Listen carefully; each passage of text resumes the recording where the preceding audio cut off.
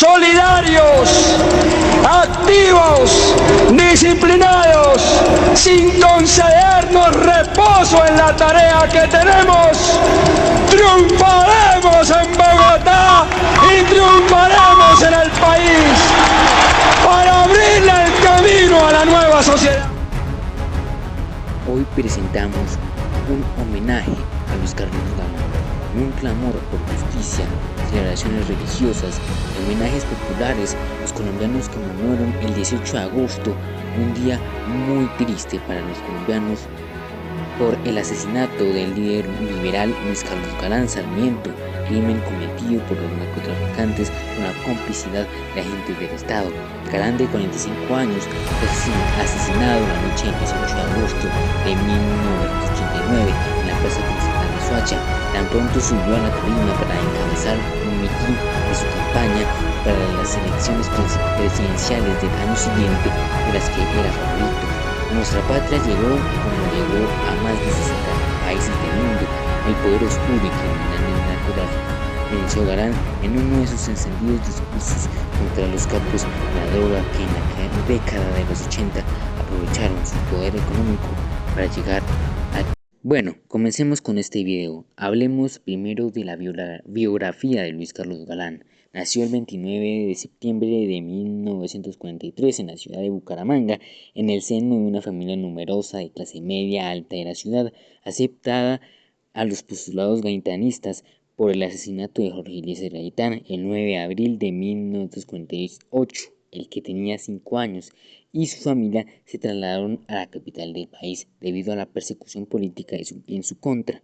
En 1950 inició su estudio primero en el Colegio Americano de Bogotá. En 1952 ingresa al Colegio Antonio Nariño Hermanos Corazonitas de Bogotá. Destacado estudiante en 1957, Galán participó activamente en las marchas estudiantiles de protestas contra el presidente del facto, general Gustavo Rojas Pinilla, lo que le acarreó una detención policial que lo condujo a una noche de prisión. En 1960 se graduó con honores como bachiller. En 1961 ingresó a la Pontificia Universidad Javeriana de Bogotá a estudiar Derecho y Economía. Fundó la revista universitaria Vértice en 1963 y se graduó en 1968, después de ser reconocido por el expresidente Eduardo Santos. Es contratado para trabajar en el periódico Eduardo Santos. Es contratado para trabajar en el periódico El Tiempo. En su labor como reportero como reportero del mayo en el 1968 francés, fue uno de los pasajeros del avión secuestrado que iba hacia Cuba. A través del periodismo se dio a conocer entre la clase dirigente del país, siendo adoptado por el expresidente liberal Carlos Lleras Restrepo como su heredero político e intelectual. Siendo aún presidente, nombró a Galán en su primer cargo público como miembro de la delegación colombiana a la Conferencia Mundial de Comercio y Desarrollo en Nueva Delhi en 1961. Ahora hablemos de cuando fue ministro de Educación de Colombia en 1970 a 1972. Comparte el pacto de la alternación entre liberales y conservadores. Correspondió al turno de los conservadores del gobernar para el cuatrienio de 1970 y 1974. El presidente Lleras apoyó la candidatura del embajador de Washington, Misael Pastrana Borrero. Galán se adhirió a la campaña de Pastrana por lealtad a Lleras. Pastrana terminó elegido presidente el 19 de abril de 1970, en medio de la acusación de fraude electoral en contra del expresidente Gustavo Rojas Pinilla y con alta impopularidad que generó, por ejemplo, el surgimiento del M-19 en 1974. Pastrana posesionó a Galán como ministro de Educación el 7 de siendo el hombre más joven en acceder a un ministerio, cargo en el que permaneció hasta el 4 de mayo de 1972. Ahora hablemos sobre el hecho en el momento en el que murió Luis Carlos Galán. Sabía que lo iban a matar El atentado frustrado en su contra el 4 de agosto de 1989 en Medellín, ya que presagiaba un horizonte gris para el hombre que estaba a punto de ser elegido presidente, y entonces en medio de su campaña, la segunda que había tras haber sido vencido por Mercenario Betancur en su evento en Ibagué, afirmó que si lo asesinaban había que mirar hacia el Tolima, eh, en alusión a su opositor político Alberto Santofimio, quien a la postre fue condenado por el magnicidio. Galán había firmado el boleto de su muerte 7 años atrás. Corría marzo de 1982 cuando, en medio de una manifestación en el Parque Berrío, expulsó a Jairo Ortega y a Pablo Escobar de su campaña, argumentando que no podía tener a su lado a personas que no tuvieran cómo explicar el origen de sus ingresos.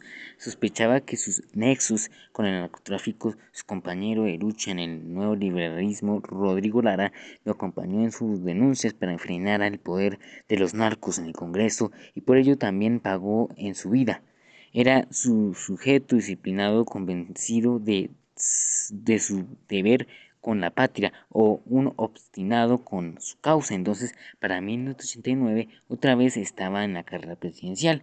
Su equipo lo había sugerido evitar exponerse para preservar su vida, pero Galán seguía los actos públicos entre la multitud, y más protección que los hombres que lo rodeaban, de los que tiempo después surgirían dudas sobre su presunta participación en el asesinato. Era el 18 de agosto de 1989 y ese día usó por primera vez un chaleco antibalas. Su hijo, Carlos Fernando, tenía 12 años y fue quien lo ajustó al abrigo antes de salir de su casa rumbo a un acto de campaña en Soacha.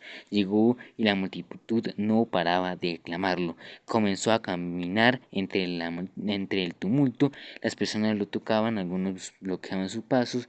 Subió a la tarima y sonaron los disparos y cayó al piso. Desde Bogotá, el presidente Virgilio Barco hacía una alocución lamentando el asesinato ese mismo día. En horas de la mañana, el coronel Valdemar Franklin Quintero, cuando interrumpió su intervención para informar lo que acaba de suceder, el candidato, a quien le deseaba pronta mejoría antes del amanecer, la esperanza de desvaneció y Galán murió. En el acto también perdieron la vida las escoltas Santiago Cuervo y el concejal Luis César Peñalosa. En el entierro, su hijo Juan Manuel le entregó las banderas de su padre a César Gaviria, quien se convirtió luego en presidente. Pero luego pasó algo terrible. Galán acuñó la lucha contra el narcotráfico, un delito que, como él mismo lo denunció, había llegado hasta el Congreso. El exdirector del DAS, Miguel Maza Márquez, el paramilitar Enrique Pérez y Maza Márquez, el paramilitar Enrique Pérez y el político Alberto Santofimio, y los narcotraficantes Pablo Escobar y Gonzalo Rodrigo Gacha han sido señalados de participar en el crimen, un asesinato que llevó a la cárcel durante 4 años a 3 falsos culpables y que dejó a un país en medio del desesperanza, y a una familia aguardando al padre que levantó un hogar. Ahora hablemos de los, digamos, ¿cómo podemos decir? Los legados que dejó Luis Carlos Galán. Su importancia en la política colombiana es evidente. Su partido Nuevo Liberalismo fue ficha clave para el fin de la era de Pablo Escobar, ya que sus miembros, en especial Galán y Lara Bonilla, ambos asesinados por el narcotráfico, denunciaron la corrupción en la que estaban involucrados algunos miembros de la sociedad colombiana. También promovió la sinceridad de los políticos. Tuvo claro que era necesario denunciar el clientelismo y la corrupción al interior de las colectividades, además de reformar los partidos, monumentos y toponimia. Son varias de las ciudades de Colombia que tienen homenajes al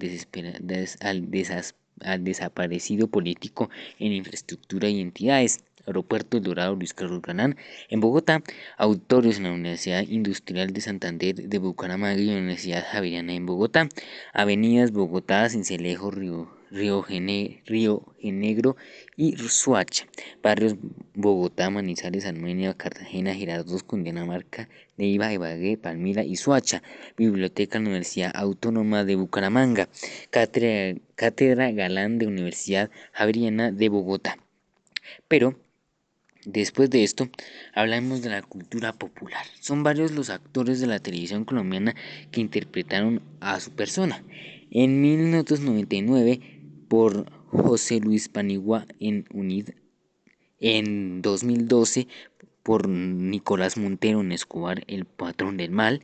En 2013, por Walter Lunegas en Tres Caines. En 2013 por Alberto Palacio en Alias El Mexicano, en 2015 por Juan Pablo Espinosa en Narcos y en 2019 por Jorge Melo en General Naranjo.